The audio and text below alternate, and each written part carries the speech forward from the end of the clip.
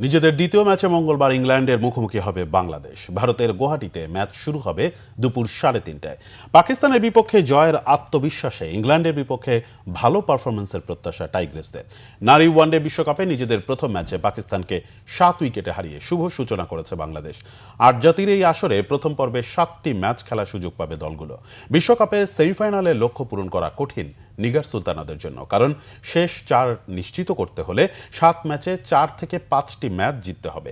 বাংলাদেশ নারী ক্রিকেটের জন্য কঠিন বাস্তবতা হচ্ছে অস্ট্রেলিয়া, ইংল্যান্ড, নিউজিল্যান্ড, শ্রীলঙ্কার বিপক্ষে এখনো জয় পায়নি তারা। ভারতের বিপক্ষে 8 ম্যাচে 1টি জয় পেলেও বিশ্বকাপে ভারতের মাটিতে হরমনপ্রীত কৌরদের হারানো কঠিনই হবে তাদের। তবে প্রথম ম্যাচে পাকিস্তানের বিপক্ষে জয়ে ইংল্যান্ডের বিপক্ষে আত্মবিশ্বাস নিয়েই মাঠে নামতে পারবে নিগার সুলতানার দল।